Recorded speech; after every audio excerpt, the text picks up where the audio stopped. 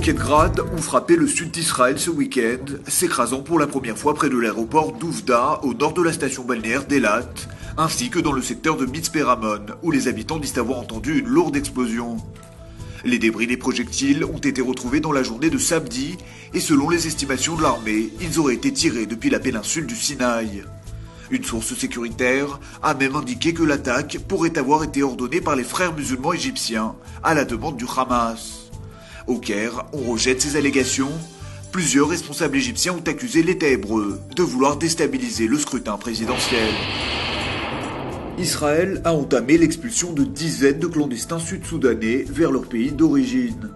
Dimanche soir, un premier avion transportant 120 réfugiés a décollé de Tel Aviv en direction de Djouba, la capitale du Sud-Soudan. D'ici la fin du mois, les autorités israéliennes espèrent organiser le rapatriement des quelques 1500 ressortissants sud-soudanais présents sur le territoire. D'ores et déjà, 300 d'entre eux se sont portés volontaires pour rentrer à Djouba, tandis que la police des migrations a décidé de prolonger d'une semaine l'offre de compensation de $1000 à tout réfugié qui se rendrait de son plein gré aux autorités. Samedi soir, dans le sud de Tel Aviv, plusieurs ONG israéliennes ont organisé une grande fête pour marquer le départ des premiers clandestins africains. Après un nouveau week-end de vote en Égypte pour le compte du deuxième tour des élections présidentielles, les frères musulmans revendiquent une très large victoire. Mohamed Morsi, leur candidat, aurait remporté près de 69% des suffrages selon les premières estimations officielles reprises par le quotidien égyptien Al-Aram. A l'inverse, il s'agirait donc d'une défaite retentissante pour Ahmed Shafik, présenté comme le candidat du pouvoir, réputé proche de l'ancien président Hosni Moubarak. Reste que la situation politique reste lourde d'incertitudes en Égypte, après la dissolution du Parlement vendredi, un Parlement dominé par les frères musulmans, mais illégalement élu selon la justice. La colère gronde dans la rue égyptienne depuis cette annonce, certains y voyant un coup d'état déguisé de l'ancien régime. זאת אומרת, אחרי תקופה מאוד ארוכה של לבנות בשקט ולהקים ארגון, וגם זה יגיע בקרוב. בסופו של דבר, היום בבוקר קיבלתי טלפון מהחבר העשירי. Le mouvement de contestation sociale de retour en Israël.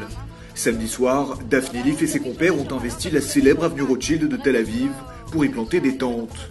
Pour l'heure, la municipalité n'est pas intervenue pour démanteler le campement.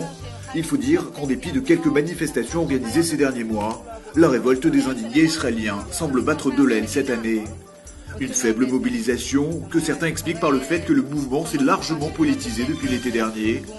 Outre les préoccupations économiques des classes moyennes, les activistes demanderaient également le retrait des territoires palestiniens.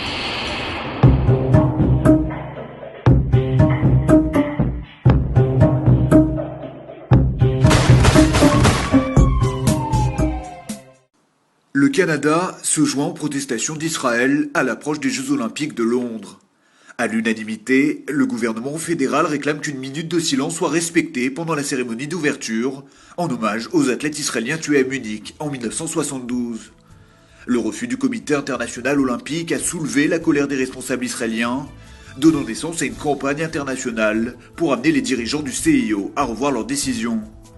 En tête de pont, le vice-ministre israélien des Affaires étrangères Dani Ayalon, à l'origine d'une vidéo sur YouTube qui tente de sensibiliser l'opinion sur cette tragédie. Une campagne néanmoins symbolique, car à 5 semaines des Jeux Olympiques de Londres, il est peu probable que le CIO change son fusil d'épaule.